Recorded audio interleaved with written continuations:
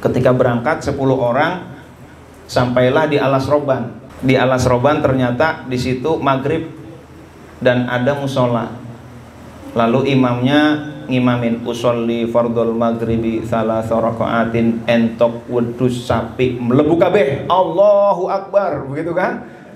Ya Allah, ini akhirnya 9 orang mufarokoh. Ini kakek-kakek kayaknya nggak pernah menyantren nih. Masa entok wedhus sapi mlebu kabeh? Allahu Akbar, nih di kitab mana nih ada? Nggak bener nih. 9 orang mufarokoh kecuali Abah Sepuh. Imam Bukhari salah, Imam Muslim salah, Imam Nasai, Abu Dawud semua salah. Ustadz, kok mereka bisa salah? Iya. Kenapa Ustadz? Karena mereka menulis hadis. Kok nulis hadis salah? Iya. Alasannya apa Ustadz? Ada sebuah hadis, la taktubu anni ghairul Quran, jangan kamu tulis dari aku selain Al-Quran. Maka siapapun yang menulis hadis selain Al-Quran ditulis, salah. Udah tahu dari mana Ustadz? Dari hadis. Ustadz, kalau hadis nggak ditulis, Ustadz tahunya dari mana?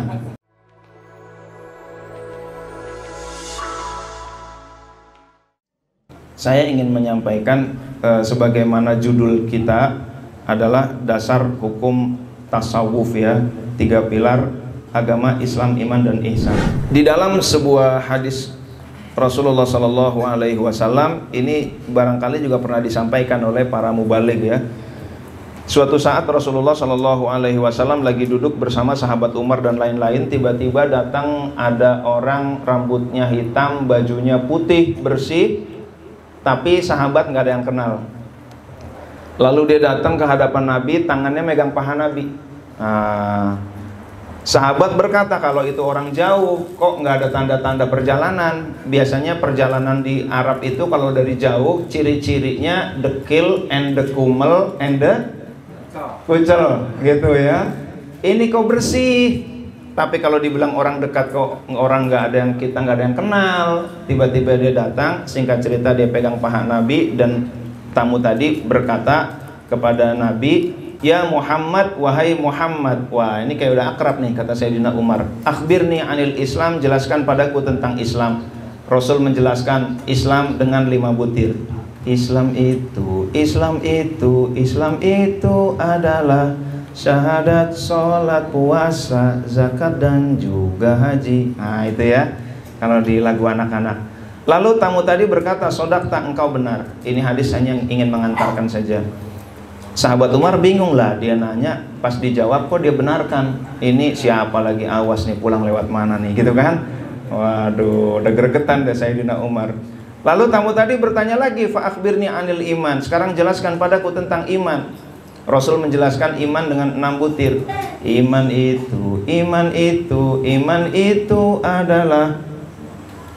itu percaya Allah, malaikat, kitab, Rasul, kiamat, takdir. Nah itu ya. Tamu tadi lagi-lagi berkata, sodakta, engkau benar. Tamu tadi bertanya lagi, fa akhbirni anil ihsan, jelaskan padaku tentang ihsan. Tadi juga MC kita baca ininya ya, Islam, iman dan ihsan, kata MC kita tuh ya. Lalu Rasul menjawab, anta'budallah ka'annaka tarahu fa illam takun tarahu fa innahu yaraka. Engkau beribadah kepada Allah seakan-akan engkau melihat Allah, dan kalau engkau tidak melihat Allah, sesungguhnya Allah sedang melihatmu. Lagi-lagi tamu tadi berkata, sodakta, engkau benar. Fa akhbirni anis sa'ah, jelaskan padaku tentang sa'ah, tentang kiamat. Lalu Rasul bersabda, mal mas'ulu anha bi'a'lama minas sa'il, enggak ada orang yang ditanya tentang kiamat lebih tahu dari yang ditanya. Fa akhbirni an amaratiha, kalau gitu jelaskan tentang tanda-tanda kiamat deh. Kata Rasul, antalidal amatu rabbataha, akan engkau jumpai budak wanita melahirkan tuannya. Wa antarul hufatal aratal ala ri'a asya yatatawaluna fil bunyan, akan engkau lihat para penggembala kambing yang biasa bertelanjang kaki, itu mereka berlomba-lomba membangun gedung. Orang-orang Arab itu pada telanjang kaki, pada menggembala kambing. Sekarang gedung tertinggi di mana adanya? Di Arab. Harta itu udah pindah ke Arab. Kalau kita nonton sepak bola, lalu kita lihat ada di tribun yang VIP, lalu ada yang pakai jas, pakai dasi, itu bukan bosnya. Tapi kalau ada yang pakai gamis, pakai udang-udang, dialah yang punya duit tuh, gitu kan? Lalu tamu tadi pergi, tinggal aku keheran-heran, kata Sayyidina Umar. Rasul bertanya, ya Umar, atadri manisail, wahai Umar, tahu nggak siapa tadi yang bertanya? Allah wa rasuluhu a'lam, Allah dan Rasul yang lebih mengetahui. Apa kata Rasulullah? Fa innahu Jibril, dia adalah malaikat Jibril. Oh pantesan. Atakum yu'allimukum dinakum, ia mengajari kepada kalian din kalian. Nah ini ya, Bapak Ibu hadirin dan hadirat yang dimuliakan oleh Allah, ada 3 besar yang ditanya oleh malaikat Jibril kepada Nabi. Yang pertama adalah tentang Islam, yang kedua tentang iman, yang ketiga tentang ihsan. Ini 3 utama. Lalu nanya lagi tentang kiamat. Ya kiamat kan ada di rukun iman. Nah, jadi udah tercantum. Maka hadis tadi adalah ummul hadis. Kalau ada ummul kitab, hadis tadi ummul hadis. Ummul kitab apa? Surat Al-Fatihah. Kalau yang ini ummul hadis, induknya hadis-hadis. Seluruh kajian ada di dalam hadis ini. Nah itu ya. Nah hadirin dan hadirat yang dimuliakan oleh Allah Subhanahu wa ta'ala, maka bagaikan tripod yang dipasang oleh Mas Fajrul ini. Kita lanjutin ya. Ini tripod, Bapak Ibu saya mau tanya, kalau saya patahin satu kira-kira kameranya bagaimana? Jatuh ya.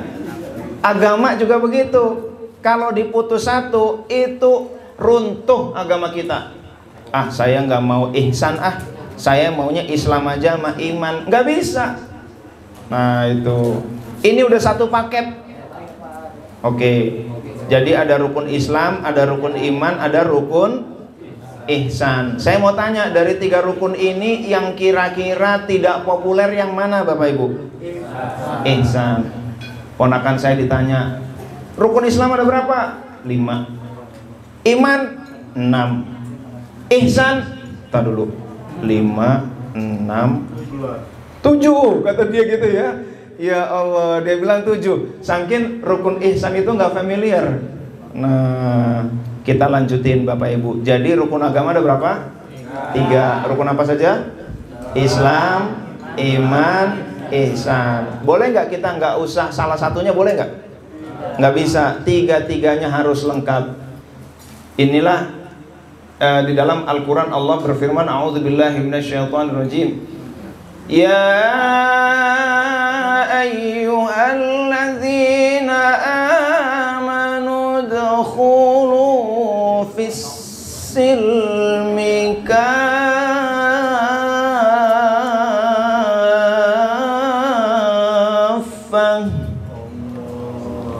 Wahai orang-orang yang beriman. Wah udah sember nih ya. Udkhulu, masuklah, fisilmi, di dalam Islam, kafah, sempurna. Ada Islamnya, ada imannya, ada ihsan. Nggak boleh kurang, ihsannya nggak boleh ketinggalan. Lanjut. Wah ini ya, kita lanjut sambil makan nggak apa-apa, sambil ngopi gitu ya. Yang penting tetap menyimak ya Bapak Ibu ya. Rukun ada 3 tadi. Lalu rukun Islam itu, ini isinya, ini ibadah lahiriah. Syahadat, sholat, puasa, zakat, dan juga haji. Nah itu kan, ada syahadat, sholat, puasa, zakat, haji, ibadah lahiriah. Yang kedua rukun iman, isinya keyakinan-keyakinan. Iman itu percaya. Percaya itu yakin di atas yakin iman. Allah, malaikat, kitab, Rasul, kiamat, takdir. Nah isinya keyakinan. Yang ketiga rukun ihsan, isinya adalah ibadah batin. Antak budallah, saat kamu ibadah kepada Allah, ka'annaka tarahu, seakan-akan. Nah jadi ibadah, tapi ini sisi batinnya. Nah itu isi daripada rukun ihsan, seakan-akan melihat Allah, kalau enggak kamu dilihat oleh Allah. Oke.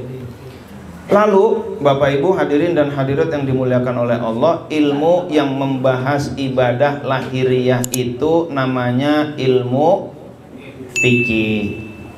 Contoh ilmu fikih di dalam kitab, apakah Fathul Qorib, Fathul Mu'in dan lain sebagainya, kurang lebih mirip. As-salatu lughatan ad-du'a. Salat secara bahasa adalah doa. Syar'an secara syariat atau istilahan aqwalun, ucapan, wa af'alun, dan perbuatan, makhsusatun, yang tertentu, muftatahatun bit takbir, diawali dengan takbir, wa muhtatamatun bit taslim, diakhiri dengan salam. Ada yang menambahkan bi arkanin wa syara'ita, dengan syarat dan rukun tertentu. Nah, jadi yang namanya sholat itu ucapan gerakan, itulah definisi fikih. Jadi kalau cerita fikih jangan cerita khusyuk. Khusyuk bukan ranah fikih. Ranah fikih hanya fisik. Jadi kalau belajar fikih setinggi-tingginya cuman fisik. Ucapan dan gerakan diawali takbir, diakhiri salam. Lalu baca usoli bagaimana? Sholat yang pakai usoli, sholat yang gak sah. Contoh, sholat maghrib, Allahu Akbar usolli fardhul maghribi. Nah, ini baru pakai usoli ya. Kalau sebelum takbir boleh nggak usoli? Boleh. Ngobrol boleh nggak? Boleh. Makan boleh nggak? Jungkir balik, usoli boleh. Masa jungkir balik aja boleh, usoli nggak boleh? Yang penting sebelum takbiratul ihram. Takbiratul ihram, takbir pengharaman. Hadirin dan hadirat yang dimuliakan oleh Allah, usap muka boleh nggak kira-kira? Boleh, karena setelah salam, assalamualaikum, assalamualaikum, usap muka boleh. Setelah salam kabur boleh nggak? Jungkir balik boleh nggak? Salaman kanan kiri boleh. Enak nih kalau kita ngerti fikih. Ustadz, gimana hukumnya habis sholat salaman kanan kiri? Salam udah belum? Udah. Ya udah boleh, bebas habis salam mah. Jungkir balik aja boleh, apalagi salaman kanan kiri. Kadang-kadang orang kalau nggak pakai definisi fikih jadinya ngawur. Sholat nggak sesuai sunnah Rasul gitu kan? Sholat yang bid'ah mana? Habis sholat assalamualaikum, assalamualaikum, salaman kanan kiri. Nah, ini nggak ngerti definisi. Namun definisi fikih itu hanya bercerita ucapan dan gerakan. Suatu saat Syekh Abdullah Mubarak bin Nur Muhammad, pangarsa Abah Sepuh dari Suryalaya, bersama 9 ustadz ke Syekhuna Khalil bin Abdul Latif di Bangkalan. Ketika berangkat 10 orang, sampailah di Alas Roban. Di Alas Roban ternyata di situ maghrib dan ada musola. Lalu imamnya ngimamin usolli fardhul maghribi salasa rakaatin, entok wedus sapi mlebu kabeh, Allahu Akbar, begitu kan? Ya Allah, ini akhirnya 9 orang mufarokoh. Ini kakek-kakek kayaknya nggak pernah menyantren nih. Masa entok wedus sapi mlebu kabeh, Allahu Akbar, nih di kitab mana nih ada? Nggak bener nih. 9 orang mufarokoh kecuali Abah Sepuh. Tetap berjamaah dengan imam si kakek-kakek itu. Lalu perjalanan dilanjutkan. A few moments later, wah, kayak SpongeBob aja ya. Akhirnya sampailah mereka di Syekhuna Khalil bin Abdul Latif di Bangkalan. Sampai di sana baru belum sampai masuk rumah, Syekhuna Khalil bilang, dah, dari 10 orang ini yang lulus cuma 1 nih, 9-nya gagal semua. Akhirnya mereka tengok-tengok, lah, kita belum belajar, belum ujian, kenapa dibilang gagal ya? Lalu mereka tengok-tengok, riben kie, gitu kan? Ya Allah, bahasa Portugalnya itu ya, persatuan orang Tegal gitu. Wah, ini kok gagal, kok cuma 1? Ini kenapa ya? Ternyata setelah diseliki Diki, wah konsentrasi Bu ya. Setelah Diki, ini yang 9 ini yang mufarokoh semua ternyata. Kenapa dibilang gagal? Akhirnya, iya ya, kenapa gagal ya? Oh iya ya, secara fikih sebelum takbiratul ihram bebas, entok wedus sapi melebu kabeh, Allahu Akbar. Sholatnya sah apa enggak? Kenapa sah? Karena sebelum takbir mau ngomong apa aja boleh, gitu ya. Setelah takbir baru nggak boleh. Oh iya ya, mereka ingat lagi. Secara fikih mereka gagal. Yang kedua, secara tasawuf. Mereka udah suudzon duluan sama kakek-kakek tua itu. Oh, itu gagalnya. Ya Allah, Syekhuna Khalil belum apa-apa udah ketahuan yang berhasil dengan yang gagal. Akhirnya Syekh Abdullah Mubarak bin Nur Muhammad dapat ijazah. Allahumma sholli ala nabiyil hashimi Muhammadin wa ala wasallim taslim. Nah, hadirin dan hadirat yang dimuliakan oleh Allah, itu fikih cuma cerita, cuma membahas ucapan dan gerakan. Jadi jangan berharap fikih membahas khusyuk, ikhlas, sabar, syukur, enggak. Nah, bayangin kalau kita sholat cuma cerita ucapan dan gerakan. Nah, itu ya. Yang kedua, ilmu yang membahas tentang keyakinan namanya usuluddin. Nama lainnya apa lagi? Akidah. Apa lagi? Tauhid. Apa lagi? Teologi. Apa lagi? Ilmu kalam. Nah, gitu aja ya. Terbanyakan nih. Oke, yang ketiga, ilmu yang membahas rukun ihsan. Ilmu apa Bapak Ibu? Tasawuf. Ada yang mengatakan tazkiyatun nafs, boleh. Tetapi ada juga yang menyebut dengan istilah tasawuf. Salah satunya adalah Buya Hamka. Beliau lebih memilih istilah tasawuf. Nah, itu.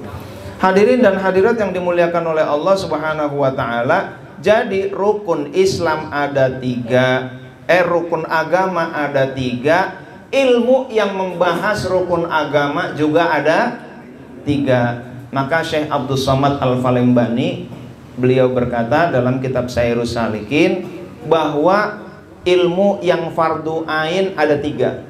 Tiap orang harus belajar, yaitu ilmu fikih, usuluddin, dan tasawuf. Mengapa 3 ilmu ini fardu ain? Gak boleh ada yang gak belajar. Karena ilmu ini membahas 3 rukun agama. Maka Bapak Ibu cek deh, orang kalau ilmunya nggak lengkap, ibarat tripod patah. Saya pernah datang ke seorang teman itu bilang, itu kita kalau sholat di belakang Gus Dur nggak sah. Wah, di belakang Gus Dur nggak sah. Nurholis Majid nggak sah juga. Din Samsudin nggak sah. Terus yang sah di belakang guru saya baru sah, kata dia ya. Wah, hebat banget. Ini saya setelah ngaji, saya baru tahu. Oh gitu. Saya ikut ngaji Bapak Ibu. Saya ikut ngaji, coba ngaji di situ 3 bulan. Kalian belajar apaan sih? Kok bisa begitu? Gitu kan? Ternyata setelah diselidiki diselidiki lagi ya. Iya, diselidiki itu kurikulumnya ada akidahnya oke, lengkap. Fikihnya oke, lengkap. Tasawuf nggak dipelajari. Nah, itu. Jadi akhirnya agamanya runtuh. Nah, maka harus 3-3-nya. Ada lagi orang yang sama Palestina benci banget. Ada tuh, itu dibunuh-bunuhin aja, salah tuh orang-orang Palestina. Ya Allah, ternyata setelah diselidiki yang dia pelajari akidah, fikih, tasawuf enggak. Nah, ini. Maka kalau ilmu enggak lengkap, tripodnya jatuh, agamanya runtuh. Maka harus kafah, harus sempurna. Nah, hadirin dan hadirat yang dimuliakan oleh Allah, sedikit lagi. Fikih ini biar gampang ada mazhab. Kita mazhabnya apa? Syafi'i. Mazhab ada apa lagi selain Syafi'i? Hambali, terus Maliki, terus Hanafi. Maka saya nggak mau bikin mazhab. Nanti mazhabnya jadi Latifi. Kerjaannya nonton TV. Ya Allah, ngawur nih ya. Oke. Nah, ini mazhab ini Bapak Ibu, hadirin dan hadirat yang dimuliakan oleh Allah, biar beragama kita gampang. Yang namanya buah, ada yang kalau kita makan itu tinggal lep, selesai. Kayak buah apa? Anggur. Ada yang harus kita kupas dulu. Kayak buah apa? jeruk, apalagi salak gitu kan. Itu ada yang kalau ngupas harus orang tertentu dan alat tertentu. Siapa kira-kira buah apa? Duren. Saya dikasih nih tip duren, silakan buka. Ini pisaunya dari Jerman, harganya 3 juta. Saya nggak tahu selahnya, kira-kira itu duren kebuka apa tangan saya berdarah? Berdarah, karena apa? Iya, alatnya hebat, tapi orangnya nggak punya skill. Maka dalil juga begitu. Ada dalil yang langsung kita bisa makan, ada warisan 3M. Lalu ada anak laki-laki 1, perempuan 1. Laki-laki dapat berapa? 2. Lidzakari mithlu hadzil untayain. Laki-laki memperoleh 2 bagian perempuan. Oh, udah jelas. Ini langsung aja dimakan kayak apel. Tapi ada dalil yang untuk memahaminya harus dikunyah dulu, diolah dulu oleh alat yang canggih, oleh imam-imam mujtahid. Ada suatu saat saya ikut pengajian. Ini bener nih, mata saya belum ganti, kuping belum ganti. Waduh, ini kayak bahasa mana gitu ya. Itu ustadz ini bilang, Imam Bukhari salah, Imam Muslim salah, Imam Nasai, Abu Dawud semua salah. Ustadz, kok mereka bisa salah? Iya. Kenapa Ustadz? Karena mereka menulis hadis. Kok nulis hadis salah? Iya. Alasannya apa Ustadz? Ada sebuah hadis, la taktubu anni ghairul Qur'an. Jangan kamu tulis dari aku selain Al-Quran. Maka siapapun yang menulis hadis selain Al-Quran ditulis, salah. Udah tahu dari mana Ustadz? Dari hadis. Ustadz, kalau hadis nggak ditulis, Ustadz tahunya dari mana? Ya. Bingung lagi ustadznya. Iya ya. Akhirnya pelangga-pelongo juga tuh ustadz. Lah, taunya mereka salah dari hadis. Lah, kalau hadis nggak ditulis. Jadi maksud hadis itu bagaimana? Jangan engkau tulis dari aku selain Al-Quran. Oh, ditafsirkan oleh ulama, selama Al-Quran belum selesai ditulis, jangan nulis hadis. Pas Al-Quran sudah selesai penulisannya, disepakati oleh sahabat saat itu, deal dibagikan, itulah mushaf Utsmani. Nggak ada lagi mushaf selain versi ini.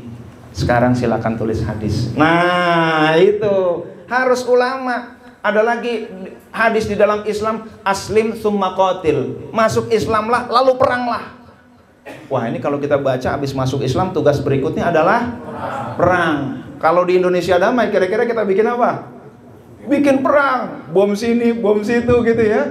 Rupanya ada asbabul wurudnya. Ada seorang sahabat ngajak temannya, bro, kita ikut perang ya bro, bantuin gue. Oke, kita bro. Tapi gini, lo kalau mau ikut perang, kalau menurut gue nih, lo mendingan masuk Islam dulu deh. Ah, gampang lah, udah masuk Islam, gue kan sama temen lo, gue udah pasti mau lah sama lo. Jangan begitu, masuk Islam dulu. Ah, gampang, udah, ntar kita perang aja dulu, abis itu gue masuk Islam dah. Kata dia gitu, dilaporin kepada Rasul. Ya Rasul, ini ada orang mau ikut perang tapi belum masuk Islam, bagaimana ya Rasul? Kata Rasul, aslim tsumma qatil. Masuk Islam dulu baru perang. Nah, kan kita jadi enak memahaminya.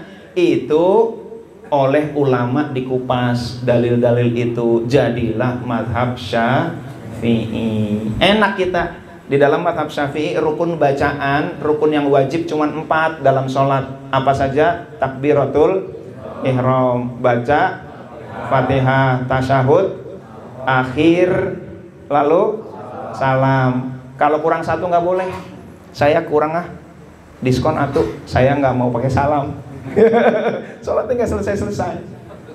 Udah dirumuskan sama Imam Syafi'i, cuman 4 yang wajib, sisanya nggak apa-apa kalau ketinggalan. Alhamdulillah. Jadi gampang beragama gara-gara ada madhab. Kalau enggak, kita harus kaji sendiri tuh tiap hadis.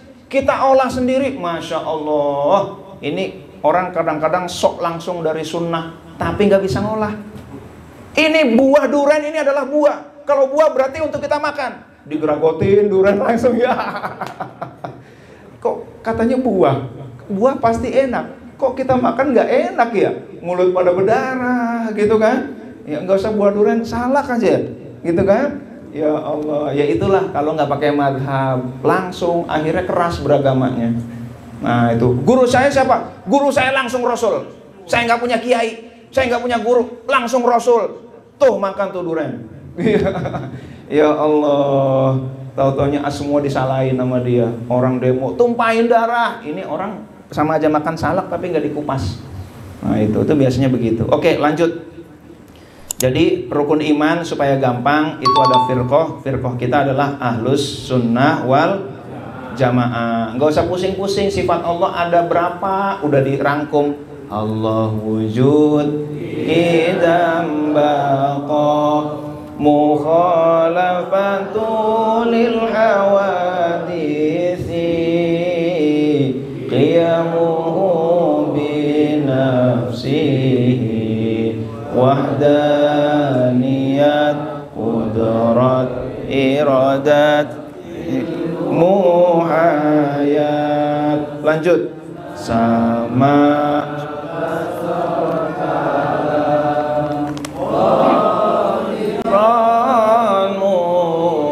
muridan aliman hayyan sami'an basiran mutakaliman. Enak, udah dirangkum. Sifat Nabi udah dirangkum. Enak dah, pokoknya udah kita tinggal telan. Ibarat salak udah dibukain, ibarat jeruk udah dibukain, itu bijinya udah dikeluarin. Wah, enak banget ya. Durian tinggal lep. Nah, itulah orang-orang yang bermadhab, Bapak Ibu. Enak kita bermadhab itu. Nah, nggak usah mikirin sholat safar berapa kilometer sih. Dulu zaman Imam Syafi'i itu untuk menentukan berapa kilometer harus survei ke beberapa unta. Unta pertama, coba unta. Dua peristirahatan unta tuh berapa kilometer sih? Tuh dia istirahat. Oke, unta berikutnya. Tak, ayo tak, gitu kan?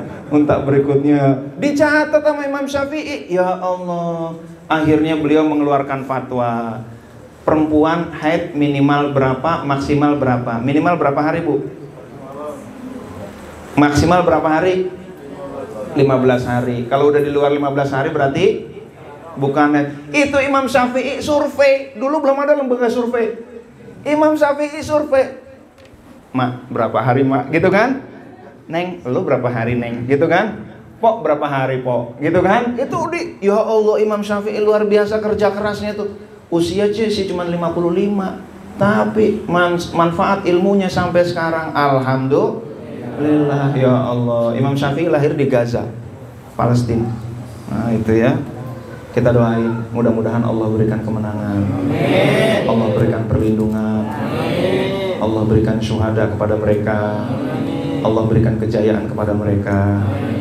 Al-Fatihah. Yang ketiga, wah, tasawuf itu enggak mudah. Tetapi kalau kita mau gampang ngamalin tasawuf, tasawuf masih ilmu. Tapi prakteknya biar mudah, ini namanya thariqah. Nah, ini ya. Jadi biar mudah mengamalkan fikih ada namanya madhab. Biar mudah mengamalkan usuluddin ada yang namanya firqah. Biar mudah mengamalkan ilmu tasawuf ada yang namanya thariqah. Kita tinggal ikut aja. Ketika yang mengembangkan cara itu adalah Syekh Abdul Qadir Jailani qaddasallahu sirrah, thariqahnya namanya thariqah Qadiriyah. Ketika yang mengembangkan Syekh Bahauddin Naqsyabandi namanya thariqah Naqsyabandiyah. Kalau yang ngembangin Abdul Latif lagi ya. Makanya saya nggak boleh tinggi-tinggi nih gitu ya. Nanti bikin thariqah lagi. Enggak lah, kita jadi murid pengersa Abah aja udah mewah banget ya. Udah nggak usah kemana-mana. Bapak Ibu, saya mau cerita ya. Bapak saya dulu mengamalkan sholawat ilmu kanuragan. Pokoknya banyak lah. Keluarga kami namanya juga pesantren ya, nggak jauh dah dari ilmu kanuragan. Saya kepala kelompoknya, kepala kelompok ilmu kanuragan. Kami datang ke Tegal, ke seorang Sayyid Habib namanya Syekh Ahmad di Bandasari, Tegal. Sampai sana bapak saya datang. Tegal itu kan daerah wajib nyate ya. Tapi bagi saya, yang penting silaturahim dulu, nyate belakangan. Silaturahim dulu. Syekh Ahmad itu belum punya istri. Usianya saat itu kurang lebih 50 tahun. Lalu bapak saya berkata, yang penting silaturahim dulu, nggak punya istri mesti nggak ada apa-apa. Udah dah silaturahim dulu, abis itu baru nyate, gitu kan? Assalamualaikum, assalamualaikum. Pak Haji Hasan ya duduk. Sebentar. Tau-taunya keluar bawa sate panas. Ini dari mana? Bapak saya bingung, nih dari mana sih Ahmad? Kok tau-taunya hati saya bilang pengen sate, keluar sate.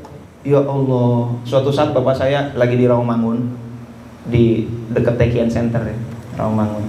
Bapak saya berkata sama ibu saya, Bu, kangen Syekh Ahmad. Nah itu ya. Pagi-pagi habis subuh ada tamu, assalamualaikum, waalaikumsalam. Pas dibuka, Syekh Ahmad ternyata. Bapak saya, Syekh datang ke sini. Iya, katanya kangen. Ini baru guru yang benar. Dah, jangan pindah-pindah, kata Syekh Ahmad begitu ya. Kenapa kok Syekh Ahmad gak ngajarin kita? Karena beliau thariqahnya Alawiyah, habaib, khusus Bani Alawi. Nah itu ya. Kita paling dapatnya sholawat, nggak dikasih thariqahnya, karena darahnya lain. Nah itu. Jadi beliau mau ngasih kita bukan Alawi gitu kan. Ya udahlah, cari guru yang benar, kata beliau. Diteropong lagi nggak benar, pas pengarsa. Dah, jangan kemana-mana. Nah itu alhamdulillah. Maka kita yang penting istiqomah deh. Masya Allah, alhamdulillah. Loh ini kan udah pengarsa Abah udah wafat, gimana bimbingnya? Yang ngomong begitu berarti menganggap pengarsa Abah nggak bimbing. Jangan-jangan belum ketemu pengarsa Abah. Ya Allah, itu ya. Jadi begitu Bapak Ibu, kita lanjutin aja deh. Jadi pengarsa Abah masih bimbing, kita masih bimbing. Oke, kita lanjutin aja deh. Selanjutnya, tasawuf itu cara mudahnya adalah dengan thariqah. Nah, udah dirancang oleh Syekh Abdul Qadir Jailani qaddasallahu sirra. Udah dirancang, kita tinggal ngamalin aja. Nah Bapak Ibu hadirin dan hadirat yang dimuliakan oleh Allah, ada yang bilang jangan belajar tasawuf. Kenapa? Karena nggak diajarin di zaman Nabi. Coba cari satu hadis saja yang memerintahkan belajar tasawuf, nggak bakal ada. Kalau emang tasawuf itu penting, mana hadisnya belajar tasawuf? Nah itu kan. Mari kita lihat, Islam di zaman Nabi ada perintah, ada larangan, ada contoh. Kalau perintah, larangan, dan contohnya tentang ibadah-ibadah lahiriah, ulama mengklasifikasikan, oh itu masuk kategori ilmu fikih. Larangannya yang bersifat fisik, oh itu fikih. Kalau perintah, larangan, contohnya tentang keyakinan, ulama mengklasifikasi, oh ini masuk ranah usuluddin. Kalau perintah, larangan, contoh tentang amal batin, khusyuk, ikhlas, syukur, sabar, oh ini masuk ranah tasawuf. Maka di zaman Nabi kata tasawuf memang nggak ada. Tapi praktek tasawuf yang ngajarin siapa? Nabi. Tasawuf isinya apa? Amal batin, khusyuk, ikhlas, syukur, sabar. Di zaman Nabi saya mau tanya, ada nama ilmu fikih ada nggak? Nggak ada. Tapi yang ngajarin sholat siapa? Nabi. Nah, ada nama ilmu teologi ada? Nggak ada. Yang ngajarin akidah Nabi. Isinya dia ajarin, namanya bukan dari Nabi. Nah, kalau mau adil, jangan belajar tasawuf karena nggak ada hadisnya atau ayatnya. Silakan cek mana ayat hadis yang suruh belajar ilmu fikih. Yufaqihu fiddin itu bukan suruh belajar ilmu fikih, mendalami agama. Nah itu. Jadi adil dong. Nah itu. Lalu kalau nggak boleh belajar tasawuf sama dengan kita nggak usah khusyuk ya sholatnya. Udah sholat aja. Dampaknya sholat puluhan tahun nggak khusyuk. Nah itu. Kalau kita jangan belajar tasawuf sama dengan nggak usah ikhlas. Udah nyumbang aja tapi nggak usah ikhlas. Akhirnya caleg nyumbang. Saya jadi caleg nih. Saya nyumbang ya masjid, karpet masjid. Habis nyumbang karpet masjid gagal. Diambil lagi karpetnya. Saya nyumbang ini jalan saya perbaikin. Habis perbaikin jalan nyaleknya gagal, rusak lagi, dirusak lagi jalan ya. Itulah anggota lapis legit. Lapis legit. Ya, legislatif. Ya, makasih Bapak Ibu ya. Oke, syukur. Kalau nggak usah belajar tasawuf sama dengan jangan bersyukur. Ya Allah, Bapak Ibu, kenikmatan hidup kita ini tergantung syukur kita, bukan tergantung apa harta, bukan. Kalau coba lebih enak mana nih? Orang miskin gak bersyukur apa orang kaya bersyukur? Coba. Orang kaya bersyukur kan? Ya itu. Iya.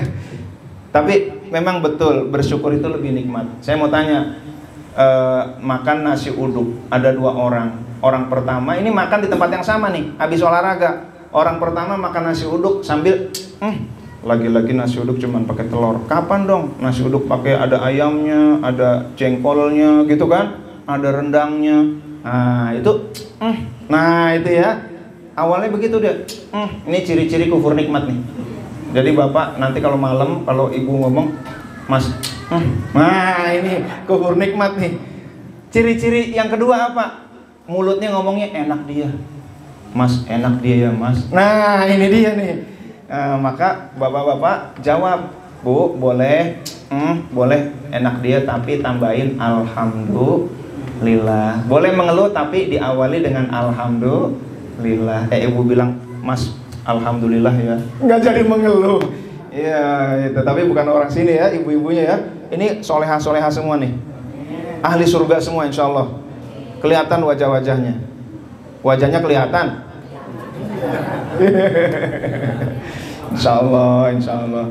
Nah, hadirin dan hadirat yang dimuliakan oleh Allah, orang makan nasi uduk yang pertama enak, orang-orang makan nasi uduk pakai jengkol, pakai ayam, ini cuma pakai telur doang.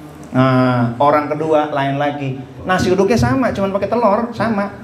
Tapi dia berkata, alhamdulillah lagi lapar-lapar, ada nasi uduk, nggak usah pakai telur, nasinya aja udah wangi, ada bawang goreng, ada daun kemangi, ada sambal kacang. Ya Allah, enak banget nih, pakai telur disuwir-suwir lagi. Saya mau tanya, ini nasi uduk warungnya sama, berarti berasnya yang masak, bumbunya, rasanya harusnya. Tapi saya tanya, ini rasa nasi uduk lebih enak bagi yang pertama apa yang kedua? Kenapa? Bersyukur. Jadi yang membuat hidup kita nikmat apa? Bersyukur. Kalau kita jangan belajar tasawuf sama dengan nggak usah bersyukur. Selamat menderita. Hidupku tak pernah lepas dari. Nah, yang bisa ngelanjutin itu ketahuan umurnya tuh. Ya. Oke, kita lanjutin ya. Jadi kalau kita jangan belajar tasawuf, inilah yang merusak bangsa. Sama dengan bangsa jangan khusyuk, jangan ikhlas, jangan syukur, jangan sabar. Ya Allah, na'udzubillah min dzalik. Itulah hadirin dan hadirat yang dimuliakan oleh Allah. Maka di dalam Al-Qur'an Allah berfirman, yauma la yanfa'u malu wala banun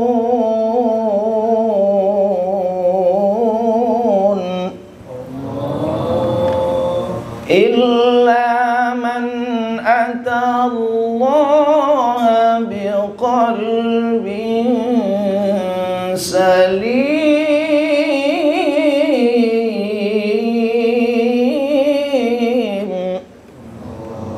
Pada hari tidak ada berguna anak dan harta kecuali orang yang datang kepada Allah dengan kolbu yang bersih, kolbunya selamat. Ujung-ujungnya yang dilihat kolbunya gimana? Bapak Ibu pergi ke pasar beli pisang tanduk. Pas beli pisang tanduk satunya 5.000, dibikin pisang goreng. Lalu pas dibikin pisang goreng kulitnya diapain, Bu? Dibuang ya, dibuang. Akhirnya ujung-ujungnya yang dimakan apanya? Isinya. Nah, ujung-ujung yang dilihat isinya. Pisang barangan, luarnya udah jelek, ujung-ujungnya yang dimakan adalah isinya. Itu ya. Tapi saya mau tanya lagi sama ibu-ibu. Ibu-ibu ke pasar beli pisang tanduk, kata pedagangnya, "Bu, buat apa, Bu?" "Buat bikin pisang goreng." "Nanti yang digoreng apanya?" "Isinya." "Luarnya kulitnya enggak?" "Enggak." "Kalau gitu isinya aja ya, Bu ya." "Mau enggak, Bu?" "Enggak mau juga." Itulah fikih. Enggak boleh hanya bertasawuf saja, harus pakai fikih. Kalau orang cuma tasawuf saja, sing penting eling, nanti tangannya protes. Ya Allah, yang dipakai ibadah cuma kolbunya doang, aku nggak diajak ibadah, ya Allah. Akan datang hari mulut dikunci, kata tak ada lagi. Nah itu ya, lanjutannya gimana tuh? Akan tiba masa tak ada suara dari mulut kita. Nah itu ya, tangannya berkata, kakinya bersaksi. Nah itu, maka fikih juga dipakai. Jadi isinya penting, kulitnya juga penting. Tasawuf penting, fikih juga penting. Ada maklumatnya dari pengersa Abah. Tuh, maka ikhwan TKN jangan mencukupi diri dengan tasawuf saja, nggak boleh. Belajar fikih. Pulang ke rumahnya cari kajian fikih di masjid masing-masing, musola masing-masing, belajar fikih. Nah, jangan sampai ikhwan TKN ini syarat rukun sholat nggak ngerti, wudhu nggak ngerti. Ya Allah, naudzubillah min dzalik. Al-Quran jauh, ya Allah. Jangan begitu. Ini kalau ketahuan ada ikhwan TKN yang nggak berfikih, yang malu pengersa Abah. Kita mencoreng wajah guru kita. Ya Allah, tahu nggak? Ikhwan TKN tuh rata-rata tuh mereka nggak ngerti fikih. Itu siapa sih gurunya? Ya Allah, kita mencoreng wajah guru kita, Bapak Ibu. Nah, jangan begitu ya. Tapi insya Allah nih wajah-wajahnya wajah ahli fikih semua nih. Amin. Oke, kita lanjutin. Di dalam hadis Rasulullah bersabda, Innallaha la yanzuru ila ajsadikum wala ila suwarikum walakin yanzuru ila qulubikum. Allah tidak melihat jasad dan rupa, yang Allah lihat kolbumu. Nah itu, ujung-ujungnya khusyuk atau tidak, ujung-ujungnya bersyukur atau tidak, ujung-ujungnya ikhlas atau tidak. Itu masalahnya. Saya kutip salah satu saja dari Imam Maliki, man tasawwafa walam yatafaqqah faqad tazandaqa. Siapa yang bertasawuf tapi tidak berfikih, zindik. Cuman mau dalamnya pisang tapi nggak mau kulitnya. Waman tafaqqaha walam yatasawwaf faqad tafassaqa. Siapa yang berfikih tapi tidak bertasawuf, sesat. Kirain ibadahnya udah bener, ternyata ngawur semua, ternyata nggak khusyuk semua, ternyata nggak ikhlas semua. Naudzubillah min dzalik. Ya Allah, pisang kelihatannya bagus, dalamnya busuk. Nah itu, wa man jama'a bainahuma faqad tahaqqaqa. Siapa yang menggabungkan tasawuf dengan fikih, dia mencapai kebenaran. Imam Syafi'i berkata, faqihan wa sufiyan fakun laisa wahida fa inni wa haqqullahi iyyaka ansahu fadzalika qasin lam yadhuq qalbuhu tuqa wa hadza jahulun kaifadzul jahli yasluhu. Dalam Ad-Diwan beliau membuat syair, faqihan wa sufiyan fakun laisa wahida. Jadilah fakih sekaligus sufi, tapi jangan jadi salah satunya. Fakih saja tidak sufi, atau sufi saja tidak fakih. Guru kita ya sufi ya fakih. Ya Allah, itu kalau guru mursyid kamil mukamil begitu. Nah, maka nggak boleh yang sufi aja jadab lalu tidak fakih, tidak mempedulikan fikih. Nggak boleh jadi guru mursyid tuh. Setinggi apapun makomnya haram jadi guru mursyid. Nah itu ya, nggak boleh. Beliau asik dengan sendirinya. Jangan katakan makomnya rendah, tinggi. Tapi masalahnya mursyid itu memberikan irsyad, petunjuk. Beliau harus jadi contoh. Nah Bapak Ibu hadirin dan hadirat yang dimuliakan oleh Allah Subhanahu wa Ta'ala, ada yang dosisnya rendah. Kalau dosisnya rendah, pusing pakai Bodrexin kalau anak kecil. Kalau anak gede pakai Bodrex yang bunderannya warna kuning. Emang ada Bu? Biru ya, biru. Kalau biru nggak sembuh, ganti obat yang bunderannya warna merah. Merah berarti dosisnya lebih tinggi. Saya makan yang biru kok nggak sembuh-sembuh. Jangan-jangan dosisnya kurang, tambahin yang bunderan warna merah. Begitu pula zikir. Loh, saya pakai zikir ini kok penyakit kolbu nggak hilang-hilang juga ya. Masih rajin marah, masih rajin dengki. Naudzubillah min dzalik, masih kufur nikmat. Oh, jangan-jangan dosisnya kurang tinggi. Tambahin dosisnya. La ilaha illallah. Saya mau tanya, ada nggak Zikir yang dosisnya lebih tinggi dari la ilaha illallah ada nggak? Nggak ada lagi. Udah pol top markotop. Nah itu ya. Lalu ada yang zikirnya nggak nikmat, terpaksa dia ngabisin angka. Tetapi kita zikir masya Allah nikmat. Kuncinya apa Bapak Ibu? Zikir nikmat itu kalau ngandelin diri sendiri nggak bisa. Kita nggak bisa zikir banyak. Emang kita nih orangnya kedul, orangnya tukang tidur. Mana bisa kita zikir banyak? Kita bisa zikir banyak kalau pegangan guru. Gerbong kalau nggak pegangan kepada lokomotif, bisa nggak dia jalan? Bisa kecepatan tinggi nggak? Bisa nggak dia menempuh jarak jauh? Bagaimana gerbong itu supaya bisa menempuh jarak jauh kecepatan tinggi? Pegangan sama lokomotif.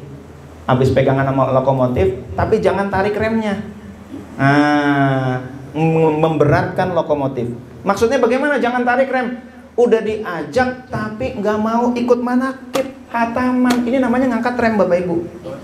Nah, udah tahu ada majelis zikir, nggak mau berjamaah. Ini ngangkat rem. Guru bukan yang nggak narik, kitanya ngangkat rem.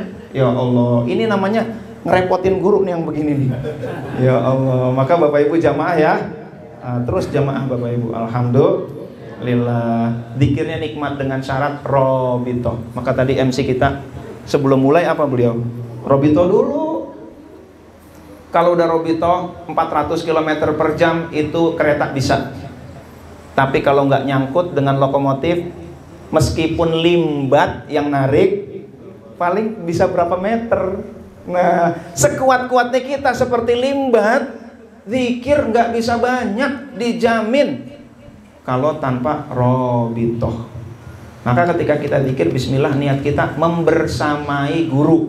Nah itu ya, jangan sok kita udah bismillah, saya ikut pangersa, mohon izin, mohon ridho, saya ikut pangersa. Nah, niat membersamai, tautonya illallah, terus tautonya ratusan, tautonya ribu. Alhamdulillah, itu ditarik. Pas sudah selesai, ya Allah, orang kayak kita kedul tukang tidur gitu ya, nggak mungkin bisa pikir begini. Ditarik, tuh punya guru tuh, alhamdulillah. Kalau nggak punya guru, alah, jangankan itu 165 istiqomah aja nggak jamin saya muka-muka kayak kita nih. Lalu yang keenam, karena nggak nikmat suka bosen, tapi kalau zikir bikin kangen.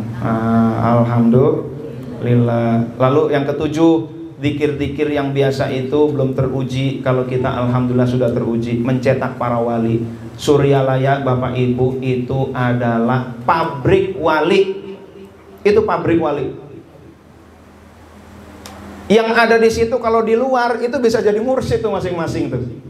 Ya Allah, itu udah pada jadi mursyid. Itu banyak yang cahayanya bagaikan bintang, bagaikan bulan. Cuman pangersa Abah bagaikan matahari.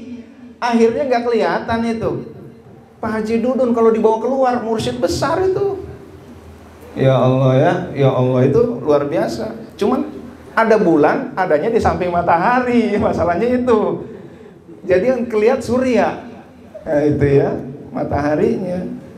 Jadi ada zikir yang nggak pakai silsilah, tapi kita ada silsilah. Kamu zikir dari mana? Dari ustadz ini. Ustadz ini dari mana? Dari kiai ini. Kiai ini dari mana? Waktu ziarah ke kubur datanglah seorang jubah putih. Nah ini silsilahnya nggak nyampe ke Rasul. Ada yang tidak terbimbing, ini bahaya. Tapi kita zikirnya terbimbing.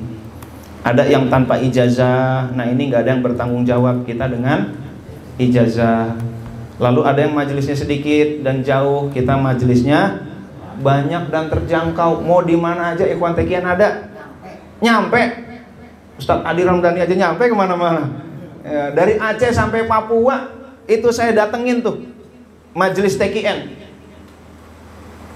Wakil Talqin Aceh, Tengku Zulfan datang ke Suryalaya. Besok pagi ditugasin jadi wakil talqin. Itu wakil talqin belum apal zikir harian. Nanya ke saya, Ustadz zikirnya apa nih? Saya kasih bukunya, Ukudul Juman. Nih kasetnya, contohnya ya Tengku ya. Diamalkan tuh sama Tengku Zulfan. Sampai Aceh diamalkan sendiri, lama-lama keluarga. Pas kami nengok ke sana, jamaahnya tidak kurang dari 3.000. Ya Allah. Meskipun jauh, kapan dibimbingnya secara lisan oleh pangersa Abah? Itu luar biasa guru kita. 3.000. Nah, saya datang sendiri, saya lihat sendiri, ya Allah, itu ya. Oke. Lagi-lagi diajak pakai Wafiuddin. Lalu yang berikutnya, ada yang tidak ada guru, giliran kita mursyidnya kamil mukamil. Nyari yang kayak gini di mana lagi kira-kira? Susah. Nah, jadi orang kalau beli mobil kadang-kadang yang dilihat, nanti kalau saya bengkelnya ada nggak di sini? Nanti kalau saya ke Tegal ada bengkelnya nggak? Kalau saya ke Aceh ada bengkelnya nggak? Kan yang dicari itu beli mobil ya. Nah, nanti kalau Ikhwan TKN, saya kalau ke Papua ada nggak majelisnya? Ke Aceh ada nggak? Ada. Ya Allah, ini nyari yang kayak gini nih. Yang kedua, bahwa tasawuf itu ada dasarnya. Justru tasawuf adalah ilmu yang fardu ain. Kalau tasawuf dilarang sama dengan jangan khusyuk, jangan ikhlas, jangan sabar. Nah, itu naudzubillah min dzalik. Nah, maka tasawuf wajib dipelajari sebagaimana wajibnya usuluddin dan fikih. Thariqah lazim sebagaimana lazimnya firqah dan madhab, gitu ya. Maka rukun agama juga ada 3, Islam, iman, dan ihsan. Begitu saja Bapak Ibu, kurang lebihnya mohon maaf. Terima kasih. Mudah-mudahan Allah jadikan kita Ikhwan TKN yang istiqomah bersama pangarsa Abah, selalu robito kepada beliau. Amin ya rabbal alamin.